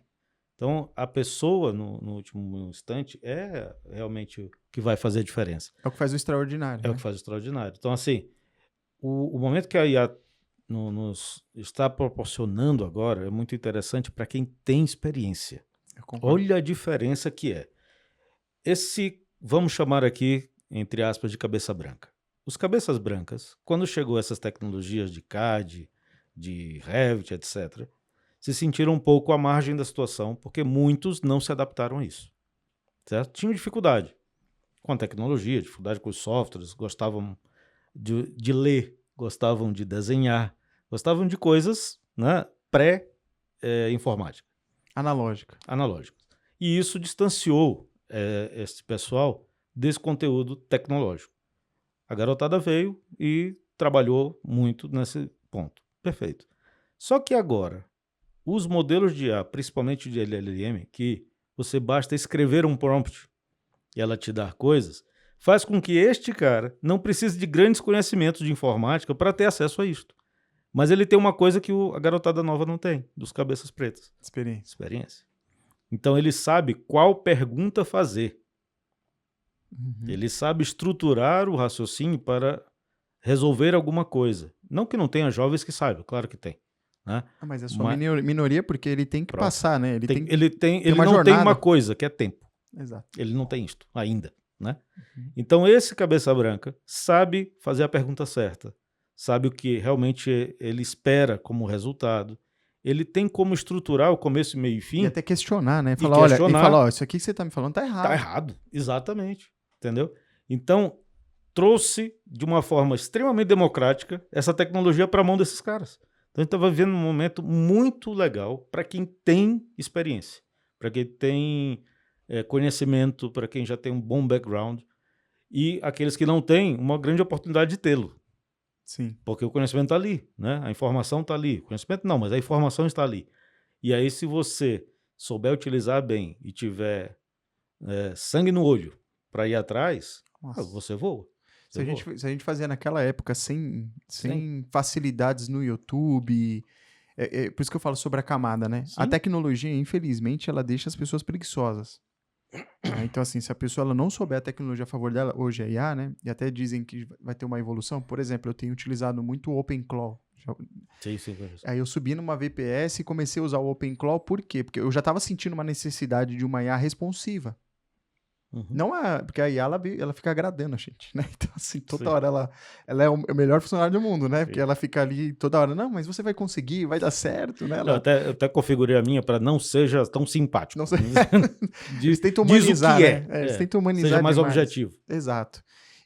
Só que a IA, ela trouxe uma coisa na época, assim, que era uma coisa que me faltava, e é uma das coisas que eu gosto do Claudinho, que é assim, ele faz perguntas. Então, muitas vezes você tá com a IA, ela é afirmativa, ela não faz pergunta. A maioria dos LLMs, né? Ele vai, você quer isso, então toma. Você quer isso, então toma. Uhum. Então, ele não... E o Claude, ele veio já um pouquinho com questionamento. Você fala, eu quero fazer isso. Ele fala, então eu vou te fazer algumas perguntas. Perfeito. Opa, você tem minha atenção agora. Mas é aquele ditado, como diz o filósofo Tio Ben, né? Com grandes poderes, vem grandes responsabilidades, né? Não adianta, tem uma baita tecnologia. E eu brinco assim, ó, tem todo mundo. Imagina a Niemeyer, imagina os grandes arquitetos. Com a tecnologia que tem hoje, cara. Sim. Não sei, né? Assim, claro, tem que ter conexão, tem que ter tudo isso. Sim. Mas a tecnologia, ela vai encurtar muito essa relação. E eu vejo muita gente fora também. A gente tem um exemplo que faleceu há pouco tempo, que é o Frank Gehry, que navegou por esses mares também, com desenvolvimento de sistemas. E ele teve que criar, né? A Gehry Technology. Ele falou, não, mas espera aí, eu quero fazer isso, eu não consigo fazer, então espera aí, uma oportunidade, né? Exatamente. Vou criar uma solução para isso. Tanto que ele ganhou muito dinheiro, né? Mais com isso até do que projetos, né? Sim. Mas o ponto, quando eu digo da IA, quando eu olho... Eu hoje, sinceramente, eu não consigo ver minha vida mais sem IA. Não consigo, cara. E é aquele negócio que igual é a rede social para muita gente aí, né? Mas para mim, a IA, cara, eu uso o óculos da Meta no meu dia a dia, eu uso muita coisa. Só que eu bato... vida de empresário, para quem é empresário sabe disso, é muito monótono, é muito solitário, né? Porque você tá ali toda hora, sua cabeça não para. Não para. Você tá toda hora imaginando, prototipando e tal. Faltava alguém para compartilhar isso comigo. Aí é onde surge a IA. Porque eu pego a IA e falo, ó, pensei nisso, anota isso para mim. E eu mando, às vezes eu tô passeando aqui com as cachorras, assim. Aí eu fico pensando, aí eu pego o meu memorial, mando o meu PDF, falo, me faça perguntas e tal. E aí eu vou estudando, aí você não para, cara. É um negócio infinito. E aí é onde eu acho que a gente vai ter que ter uma discussão, que é qual é o modelo de aprendizado com IA? Sim. Isso vai mudar muito. Vai mudar muito, porque assim, me preocupava muito a questão... Outro dia eu perguntei para um cliente, falei, cara, eu sempre pergunto, como é que você soube da gente? Ele veio pelo ChatGPT. Loucura, né? Porque a pessoa ia no Google, curso de Revit, tá lá, SPBIM. Então o cara começou, quais são as melhores empresas de BIM do Brasil? A gente tava lá. terceira indicação dele. Falei, ô louco, cara, o meu algoritmo tá bom aqui de indicação, né, da IA e tal. Mas assim, também pode ter empresas ruins sendo indicadas. Sim, claro. Né? Mas eu digo, eu acho que vai mudar muito o comportamento de consumo com IA. Uhum. IA, estou bem hoje, IA, aquilo, né? Então, assim, acho que isso vai impactar muito.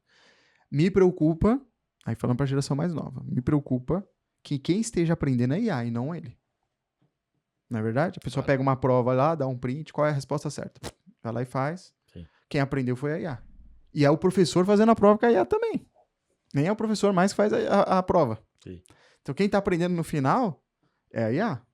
Essa é a minha crítica que eu faço. Alguém que está estudando só pelo resumo.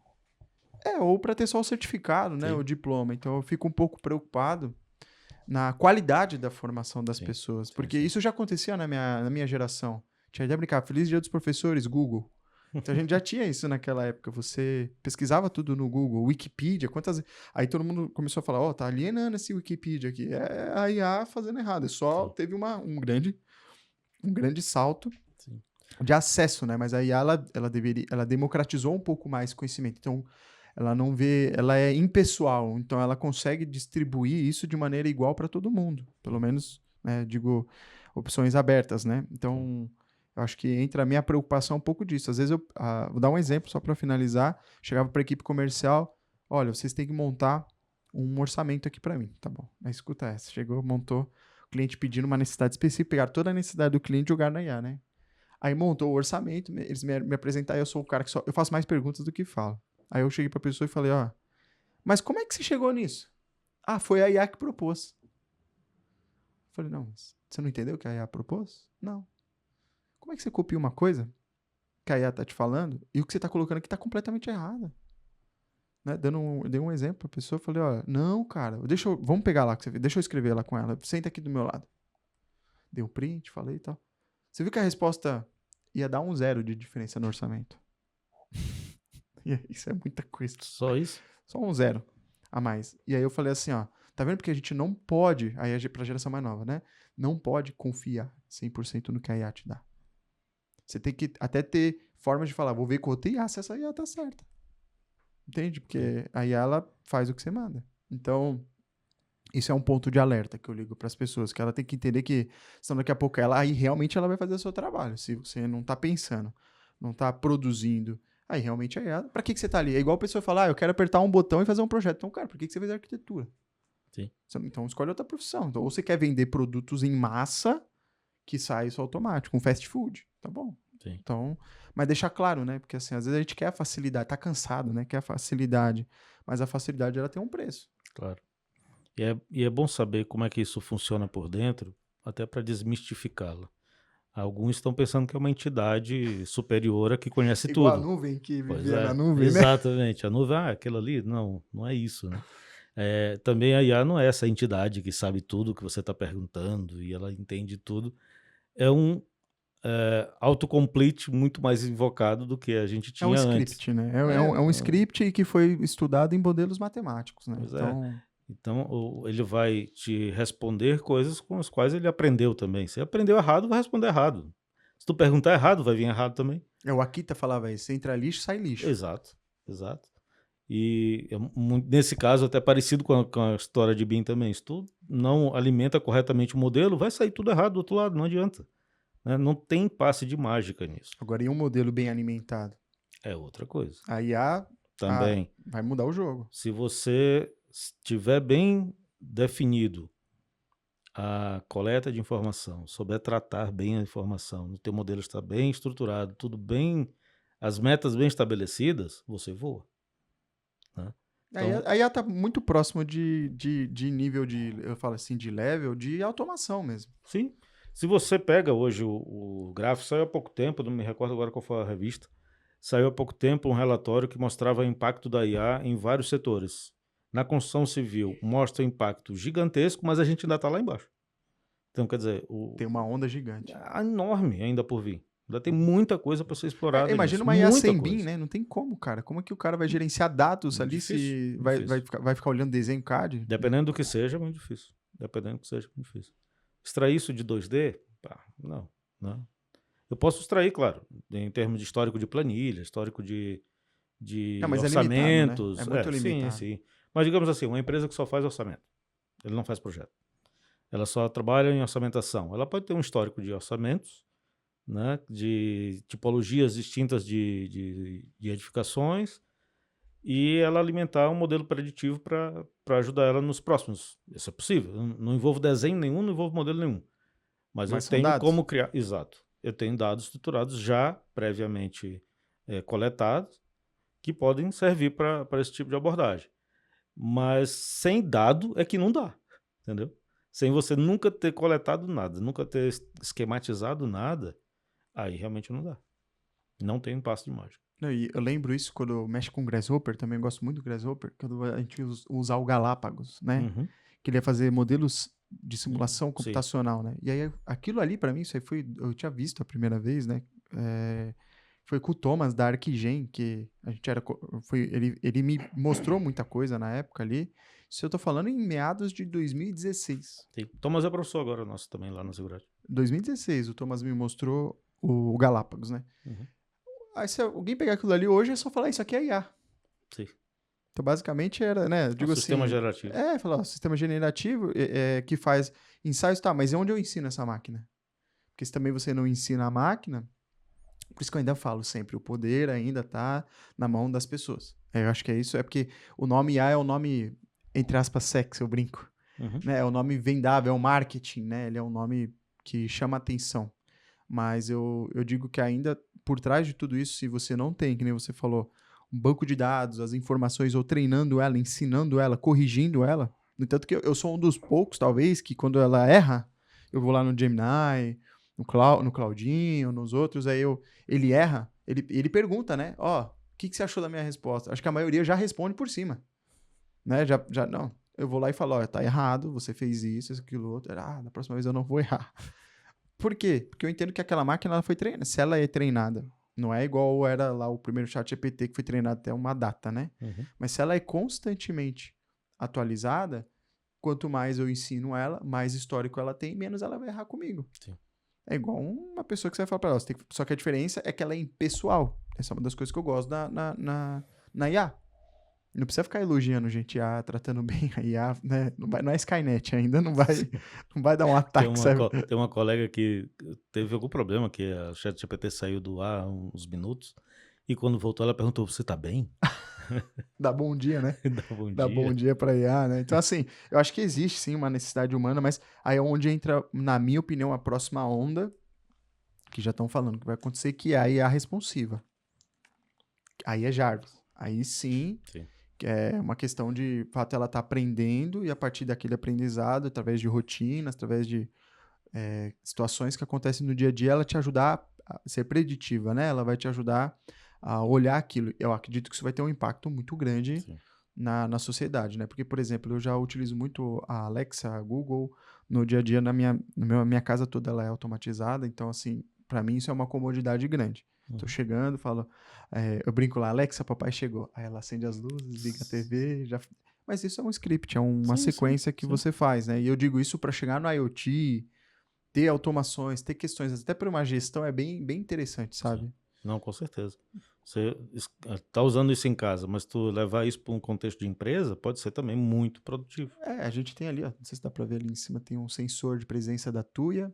Sim. A gente tem hoje, dá para automatizar, a pessoa entrou, liga o aromatizador, sabe? Dá para você, não gosto de chamar de IA, porque isso daí não é IA. Sim. Isso são cenas que você cria, né? Então, automatização mesmo. é o if then. Se acontecer isso, então faça isso, né? Então, Exato. só que é aquilo que eu falei para as pessoas, para isso tudo acontecer, tem aquele ditado que o brasileiro, né? Ele sempre vai cortar o caminho mais fácil. Né? Já viu aquele ditado, o cara chega numa fábrica de pasta de dentes, você já ouviu contar essa história, não? Uhum. O cara chega capaz e fala, ó, eles estavam mandando para as lojas caixinhas de pasta de dente sem a pasta de dente, estava passando na produção. Sim. O cara contratou uma empresa milionária, criou um modelo que quando passa a caixinha ela pesa, e aí ele para a fábrica toda, o pessoal coloca a pastinha e continua. Aí implantaram esse sistema, essa baita tecnologia.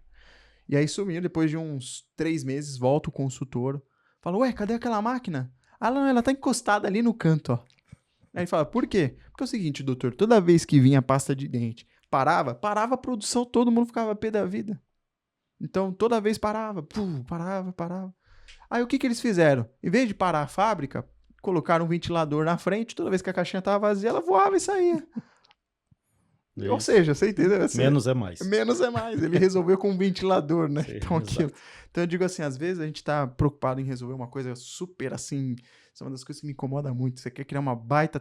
Eu brincava isso com algumas pessoas que trabalhavam. Eu falei, cara, eu não preciso nada da NASA, não. Uhum. Eu só quero que isso aqui se resolva. É, exato. Né? Então, eu acho que às vezes é um pouco disso quando a gente fala de inteligência artificial. Às vezes as pessoas elas estão tão cansadas, saturadas, etc., que elas querem que a IA resolva. Mandar. Seria um sonho. A pessoa manda um áudio. Faça isso pra mim hoje, isso, aquilo. Chega no final do dia, tá tudo pronto. Sim. Não Não vai vai funcionar assim. Não Não. vai. Tem um meme na internet que mostra a obra sendo atrasada e tem uma faixa gigante. ChatGPT, termina essa obra pra mim. Não tem como, cara. Tem coisa que a inteligência artificial ela não vai Não dá, resolver, né? Não dá. Ela, existem, acho que, quando a pessoa tem essa experiência que a gente tá comentando, né, Rogério? Aí sim, o cara, quando ele tem o entendimento disso, cabeça branca, eu acredito que aquilo do pleno, sênior e o júnior, com a IA, isso vai dar uma encurtada. Principalmente entre o pleno e o sênior. Tinha Diferença. uma diferença muito grande. O júnior, ele ainda vai passar até ele ser um pleno, ele ainda vai comer grama, na minha opinião. Você que o cara fique toda hora comprando templates e atalhos ali, que eu vejo, Sim. tô vendo um comportamento muito assim no mercado. Sim. Mas se você for ver os preços desses produtos, estão ínfimos. É um Claro. copiando do outro e colando e vendendo hackzinho, né? Sim. Então eu falo assim, ainda vai ter a necessidade de passar pela experiência. Tem um movimento interessante que está acontecendo nos Estados Unidos, que li há pouco tempo, que é um retorno da juventude à procura pelo mercado de trabalho na área da construção civil como operário, É mesmo? não como projetista, nada disso, como operário. E nesse artigo fala que um dos motivos pelos quais esse movimento aconteceu é porque a distância que está entre as exigências que o mercado de trabalho faz do ponto de vista tecnológico estão tão grandes que esta pessoa não consegue chegar lá. Então, estão à busca de algumas atividades que exigem menos tecnologia. E aí, a nossa área, a área de construção civil, tem, dentro do canteiro de obra, um leque muito grande de oportunidade, pagando bem, porque você sabe que está muito escasso mão de obra, né? Então, paga-se bem. E há muita procura agora. Oferta e demanda, né? Exatamente. Então, assim, é um movimento que está iniciando, mas que já começa a mostrar-se, no contexto dos Estados Unidos, isso, uma relevância. E que talvez isso vá ser também absorvido por outros mercados daqui a algum tempo. Ainda não chegou aqui, por exemplo. Mas pode ser que isso seja absorvido em outros lugares também.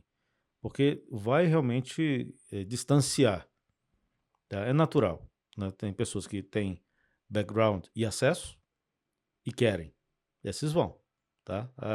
Há sempre essa discussão se a IA vai tomar teu local do trabalho, né? Teu espaço de trabalho.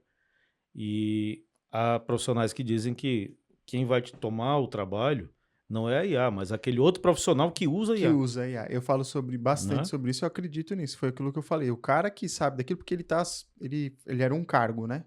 Com a IA ele passa a ser um cargo e mais coisas, né? Pois é.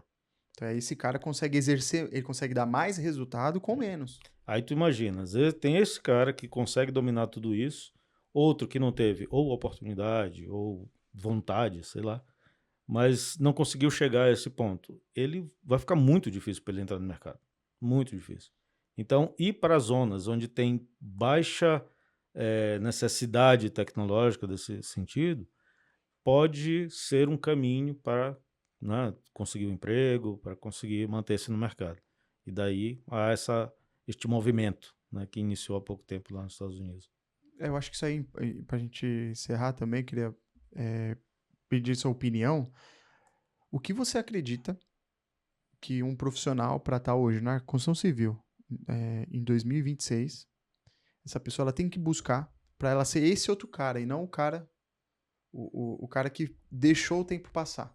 Porque eu acho que existe uma situação, tirando a pessoalidade do que ocorreu com essas pessoas, né? Sabe que nos Estados Unidos vive situações bem delicadas, porque a questão da imigração, várias outras questões se eu não tenho muita mão de obra, então vai ficar mais caro, logo tem tem demanda e vai ter pessoas interessadas.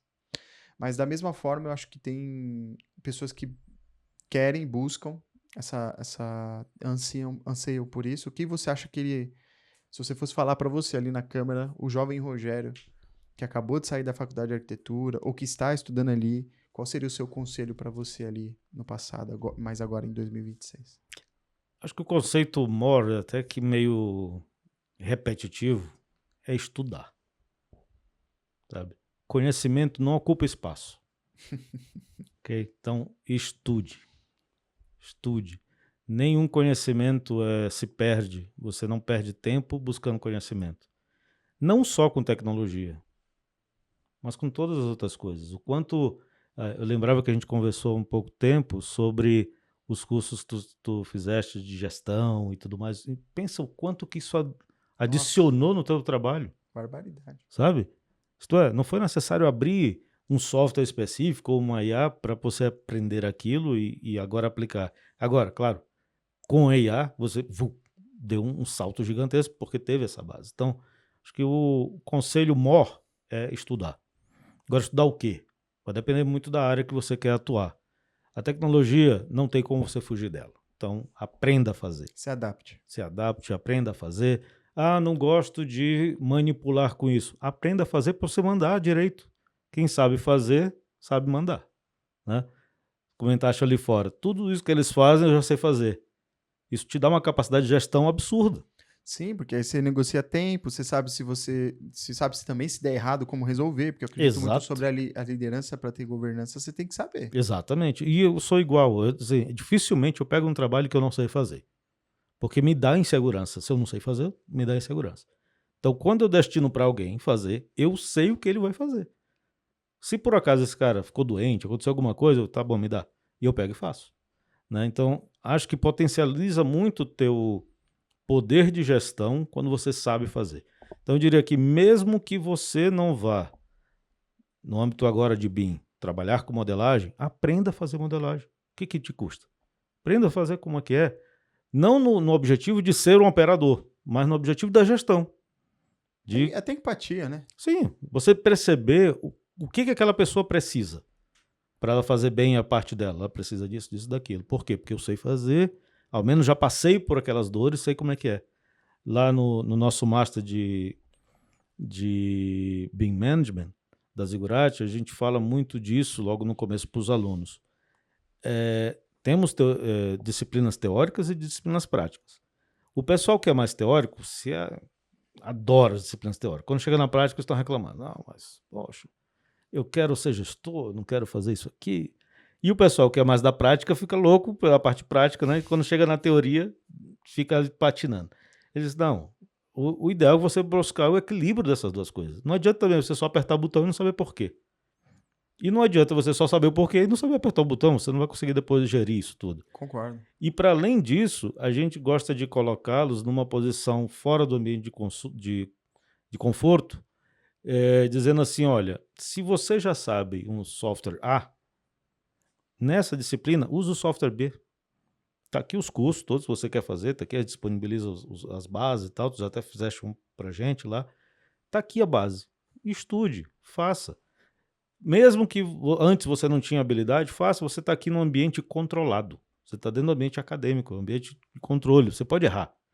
Então se coloque numa posição de desconforto para que haja aprendizado. E às vezes a gente muda até a disciplina. Isto é, você é arquiteto, pega uma disciplina de instalações para fazer. Ah, mas eu sou arquiteto, nunca fiz instalação na vida. Por isso, te coloca nessa outra cadeira, porque quando você voltar para a sua, você sabe qual é a necessidade do outro. E eu lembro quando eu estava dando aula de projeto lá na universidade, eu dava aula de projeto que um dos temas do projeto era escola. E no conteúdo eu tinha que falar de acessibilidade, a 90-50, etc.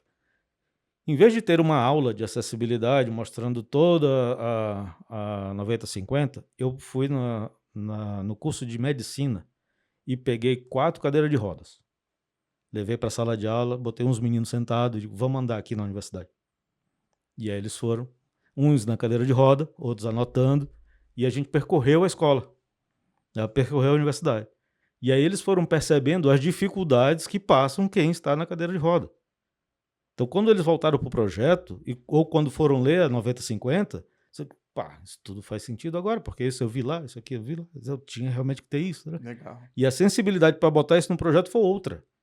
Não Skin foi the só game, né? porque, exato, não foi só porque a norma mandava, mas porque ele viu que era necessário. Sim. Então, quando você se põe, no caso, na posição do modelador, mesmo você não sendo, e o modelador, às vezes, até de outra disciplina, mesmo não sendo a sua, quando você volta para o teu lugar, você sabe o que aquele cara precisa. E aí você entrega melhor, você, né, tem um diálogo melhor com o outro. Isso favorece o processo como um todo. Favorece porque, de novo, no final das contas são pessoas. Você vai conseguir dialogar melhor com essas pessoas, ter uma melhor comunicação. Então, se estudar a tecnologia e ter essa abertura, principalmente para um trabalho colaborativo, na minha opinião, são grandes pilares para o profissional de hoje. Perfeito. Assina embaixo. Assina embaixo. Gério, queria agradecer imensamente aqui a sua participação. Eu que agradeço. Foi muito... Se deixar, a gente fala aqui mais tempo, né?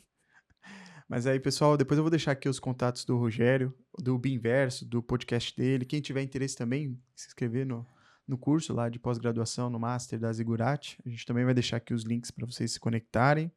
E não se esqueçam, pessoal, de dar 5 estrelas no Spotify, compartilhar com um colega de profissão. Tenho certeza que esse tipo de conteúdo, trazer esse cara aqui foi difícil, mas valeu muito a pena. Rogério, queria agradecer novamente aqui a sua presença. Eu que agradeço, meu amigo. É sempre um grande prazer falar contigo, né? A gente tem conversas homéricas, assim, quando nos encontramos. Então, foi um grande prazer. Obrigado mesmo. Obrigado, pessoal. Então, até a próxima. Tchau, Até a tchau. próxima.